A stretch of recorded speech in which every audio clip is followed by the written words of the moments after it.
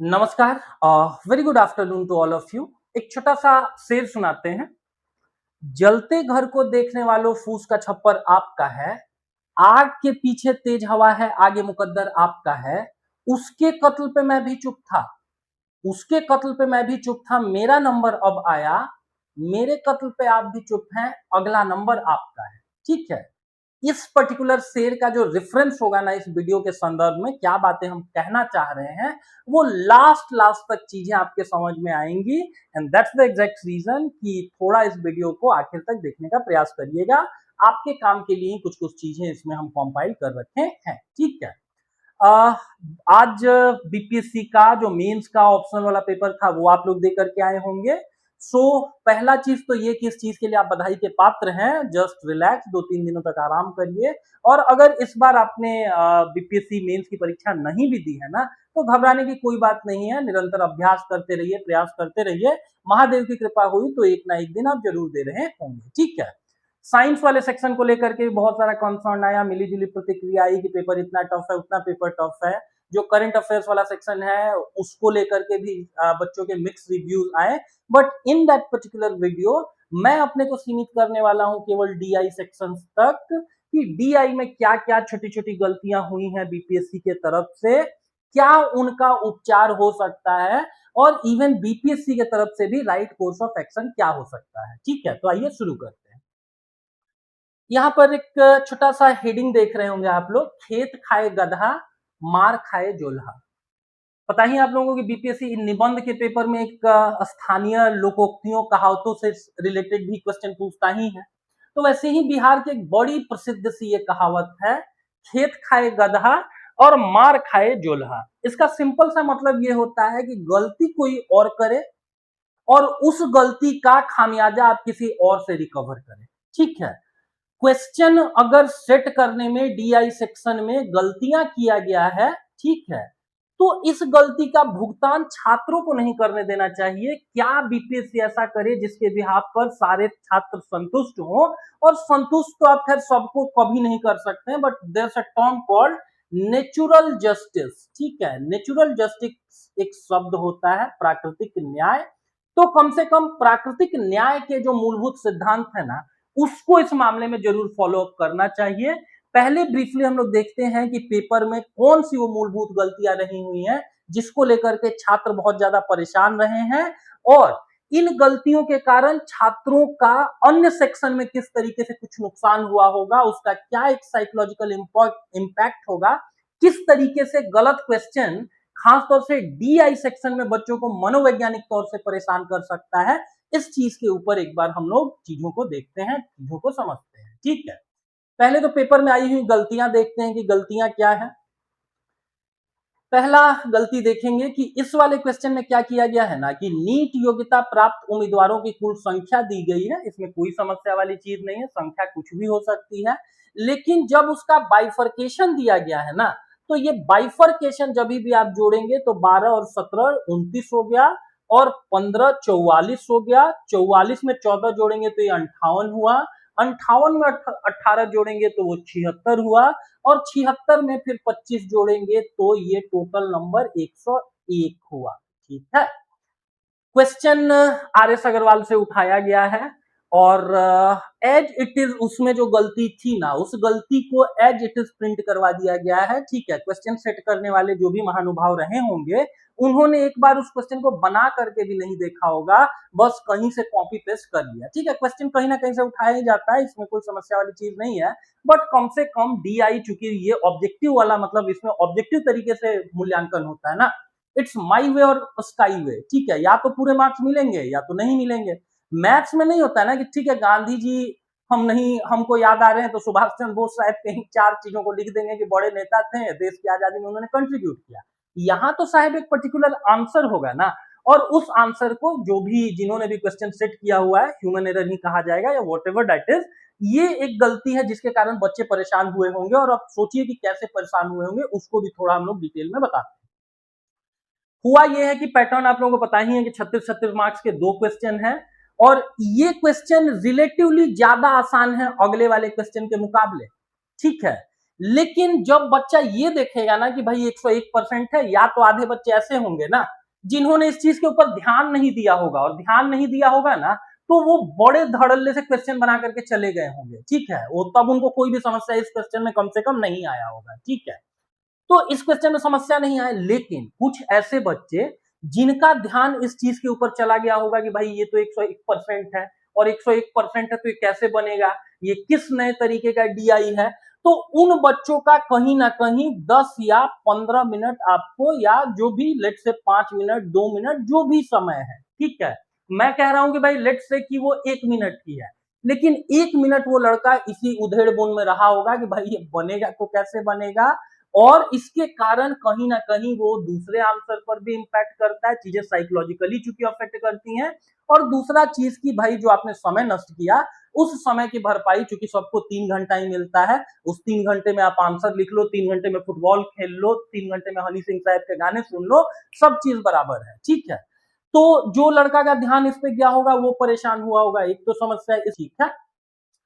दो questions quantitative aptitude, इस किताब से आप सारे लोग परिचित होंगे, ठीक है, आर एस अग्रवाल साहब की किताब, ठीक है।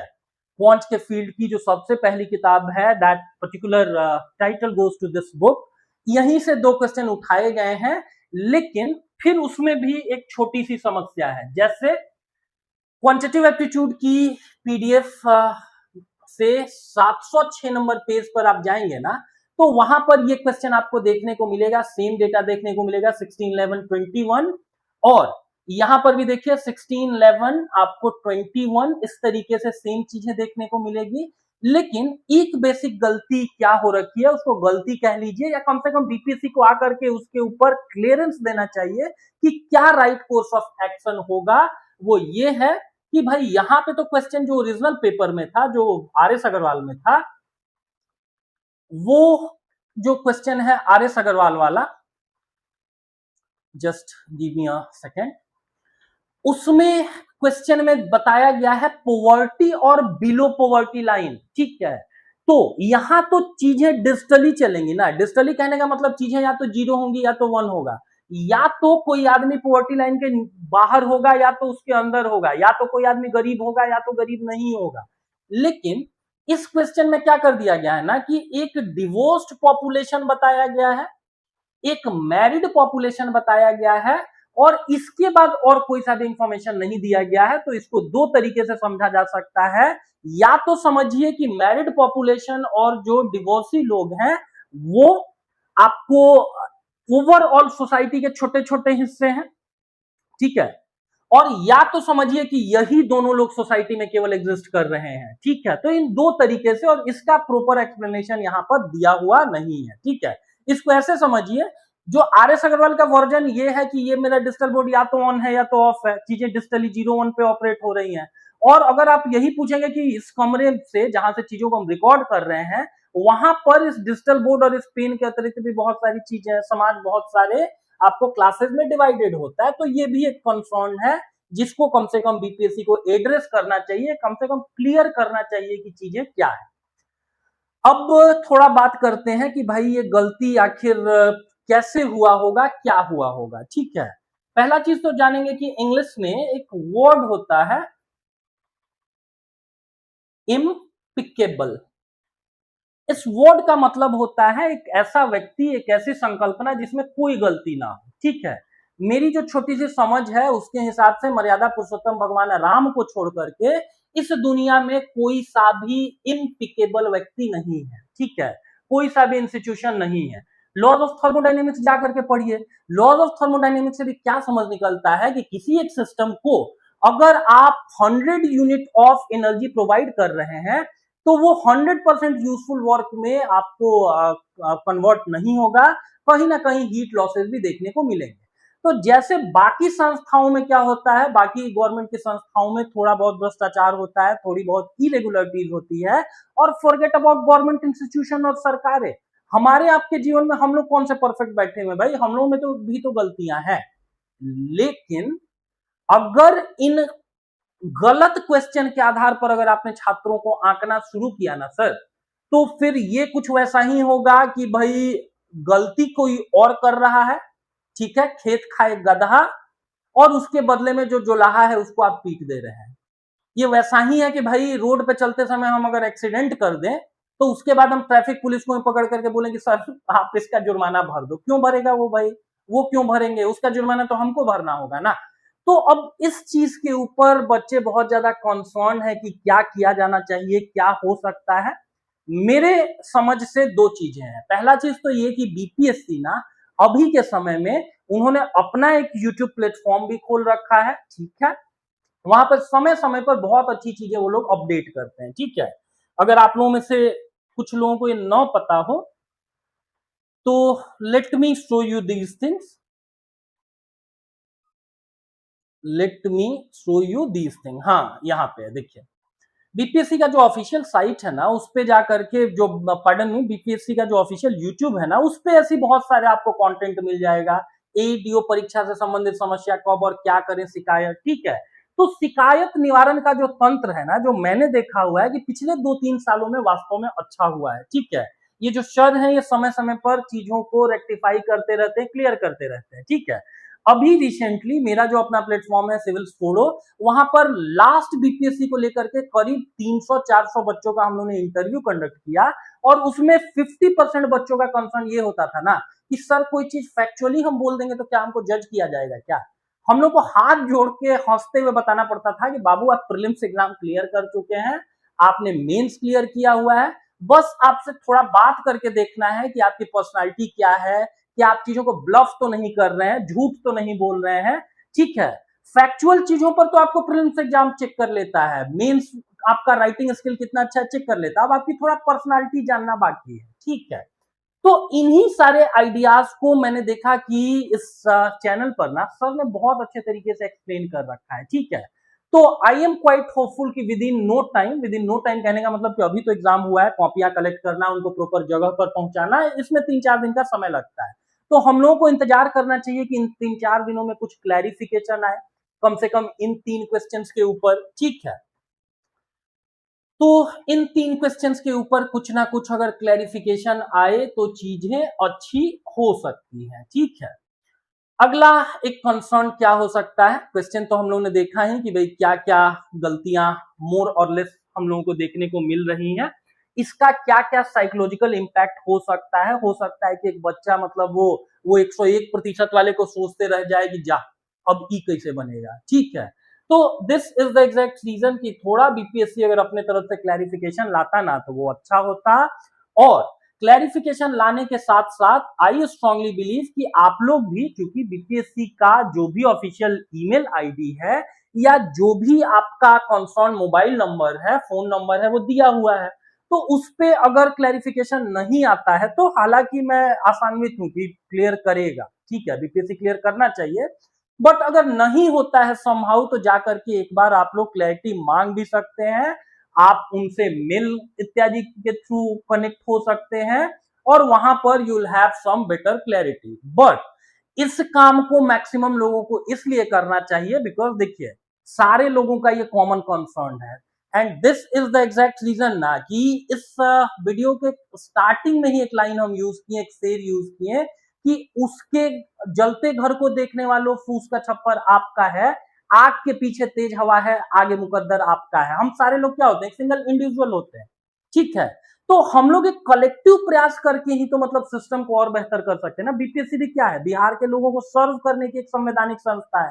तो लोगों को बेटर मतलब लोगों को नेचुरल जस्टिस मिले, एक फेयर एग्जाम कंडक्ट हो और उसमें अगर किसी तरीके की इरेगुलरिटीज हो रही हैं, लेट्स से क्वेश्चन में मिसप्रिंटिंग ही है, तो तब आंसर को कैसे आप जज कर रहे होंगे, किस तरीके से आप आंसर्स वगैरह को कैसे बच्चों को जज करेंगे, क्या मार्क्स डिस्ट्रीब्यूशन होगा, कैसे मार्क्स वगैरह देंगे, इन सारी चीजों के ऊपर एक शॉर्ट में क्लैरिटी देना चाहिए। और अगर नहीं प्रोवाइड हो रहा है तो जितने लोगों ने मेंस दिया हुआ है उनको कम से कम क्या प्रयास करना चाहिए कि एक कलेक्टिव एफर्ट लें कि सर देखिए ऐसा ऐसा क्वेश्चन हमको ये चीज समझ में नहीं आया। जिस तरीके से प्रीलिम्स के बाद आप ऑफिशियल आंसर की जारी करते हैं ना, मेंस का तो ऐसा कोई फिक्स आंसर होता नहीं है, ठीक है, हिस्ट्री का या पॉलिटी का तो फिक्स आंसर नहीं होता है, लेकिन डीआई से वाले सेक्शन में तो एक फिक्स आंसर होगा ना साहब। तो उसको कम से कम अगर आप एक्सप्लेन कर देते तो चीजें बड़ी अच्छी होती। And this is the exact reason कि भाई इसका उपचार यही हो सकता है कि ठीक है गलती किसी से भी हो सकता है, लेकिन उस गलती का खामियाजा बच्चों को मत भुगतवाइए। आप उसके बाद फिर क्या प्रयास करिए, आप उसके बाद यही प्रयास करिए कि फिर आप कैसे बच्चों को जज करेंगे। एक तरीका ये हो सकता है कि वो 101% वाला जो क्वेश्चन है उसको कंप्लीटली एलिमिनेट कर दीजिए। एक जो मैरिड पॉपुलेशन और डिवोर्सी पॉपुलेशन वाली कहानी है ना, उसको थोड़ा एक्सप्लेन कर दीजिए, थोड़ा एलोबरेट कर दीजिए कि आपके अनुसार उस क्वेश्चन की क्या व्याख्या बनती है, और जिस क्वेश्चन के हिंदी और इंग्लिश में रेशियो वर्ड मिसिंग है उसमें इंग्लिश मीडियम वाले बच्चों को वैसे जज कर लीजिए और हिंदी मीडियम वाले बच्चों को ऐसे जज कर लीजिए। ठीक है। पास्ट फ्यू डेज में ना बच्चों का दो और कंसर्न आया है डीआई सेक्शन को लेकर के, उसको भी ब्रीफली यहीं पर डिस्कस कर देते हैं। ठीक है। पहला चीज की एक बहुत स्ट्रांगली बहुत सारे मैसेजेस आए कि क्या स्टेप मार्किंग मिलता है।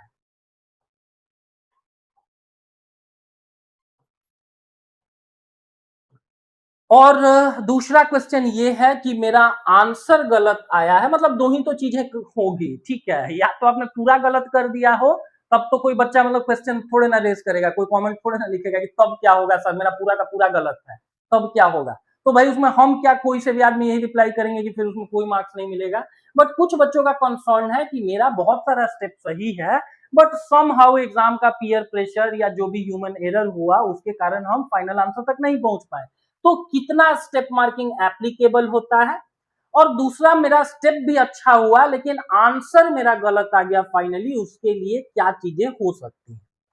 देखिए, बीइंग एन मेंटर 500 प्लस कॉपियों को एनालाइज करके व्हाट आई पर्सनली रियलाइज, क्या मैंने पर्सनली रियलाइज किया कि in most of the cases वो लोग अगर लास्ट लास्ट तक आप गए हुए तो वो कुछ मार्क्स आपको देते हैं।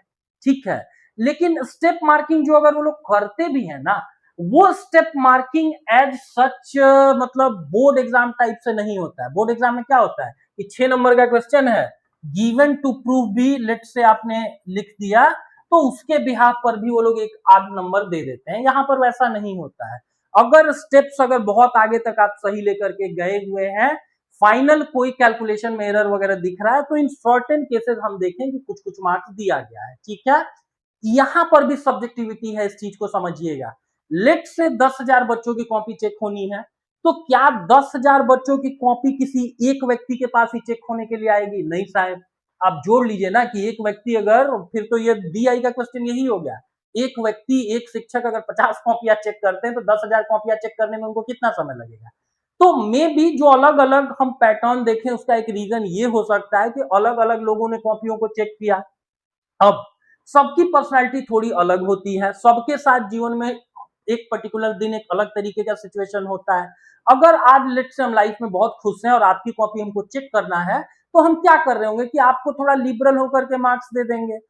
और अगर हम बड़े दुखी से हैं तो आपको तो हम नहीं जानते ना, आपकी कॉपी मेरे सामने चेक होने के लिए आई हुई है, आपसे मेरा कोई पर्सन गुस्सा नहीं है, बट सम हाउ थोड़ा कहीं ना कहीं मेरा जो भी व्यक्तिगत माइंड सेट होगा वो कॉपी पर रिफ्लेक्ट हो ही जाता है। ठीक है, सब्जेक्टिविटी है, ये पर्सन टू पर्सन वेरी करती है। कुछ लोग इमोशनली अपने को उतना स्ट्रॉन्ग रखते हैं, कुछ लोग नहीं रख पाते हैं। ठीक है, तो पहला चीज तो जानिए कि स्टेप मार्किंग मिलेगा अगर आखिर आखिर तक आपने सही किया हुआ है, बड़े मेजर चांसेस है, लेकिन वो उतना लिबरल नहीं होगा जितना बोर्ड एग्जाम्स में होता है।